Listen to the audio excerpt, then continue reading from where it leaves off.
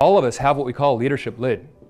In other words, if we look at every single one of you, you've got some kind of capacity about your current status to lead other individuals, to create influence, to be able to develop a team, to organize people around a mission or a vision. You've got a certain capacity.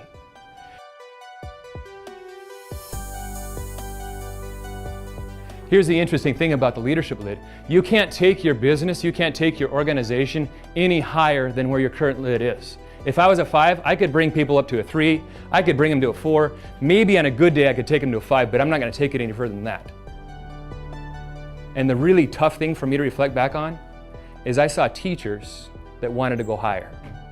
So guess what they did? They left, right? They left to go find different leadership that was at a higher lid so they could be able to continue to grow. So all of us have this leadership lid. If you think the answer to growth in your organization or business is just trying harder, I've got another solution for you. It's focusing on that other quadrant, looking at our leadership ability. And when we talk about improving influence, that's what we're talking about. If we learn the skills and the attributes necessary to increase the degree of influence that we can have with other individuals, then when we try harder, we've got the skills to be able to do so, and our effectiveness dramatically improves.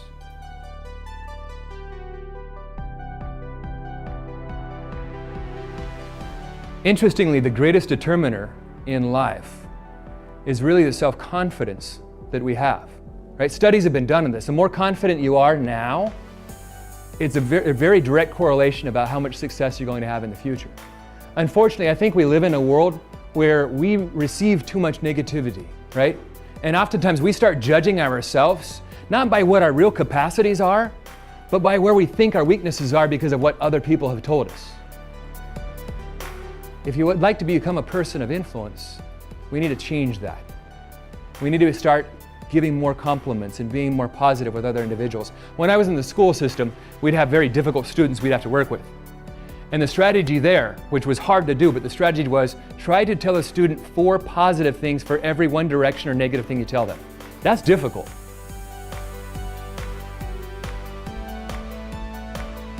Here's what I've also learned too.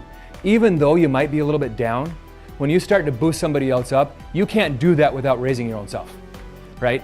You can't help another person out without feeling better your own self. So if you are feeling a little bit down on your belief systems, forget about yourself and start figuring out how to be able to build somebody else out. Just try it. And you'll recognize that quickly you come to that. If you find that leadership is a lonely business, you're not leading correctly. Leadership doesn't have to be lonely. And it doesn't have to be lonely when you focus upon this principle of connecting with other individuals. You see, a locomotive has to stop, realign its tracks, back up, and the 2 couplings have to come together in order for that connection to happen. Then when the connection happens, now you can take that boxcar, which has the value and the destination already determined, anywhere it needs to go. You've got an ability to be able to make that happen.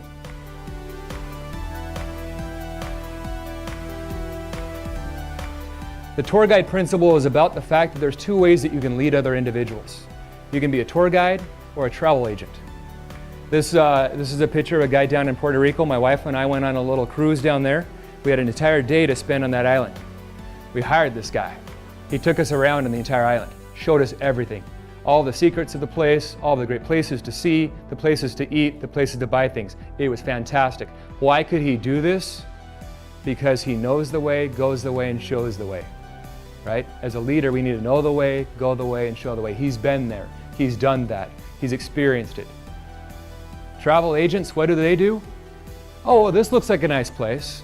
Or there's a good deal on this, even though they've never been there. Leaders need to get good at what they do. This is the idea of competence.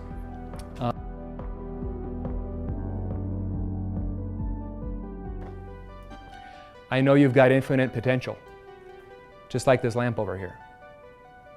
I know that you are in a position right now, today, to make a big difference in somebody's life. That's what influence is. And I know that really it comes down to a choice. You deciding to do that or not. You deciding to be able to put other people in front of your own personal agendas. And if you can do this, that ultimately is the best strategy for building influence with other individuals.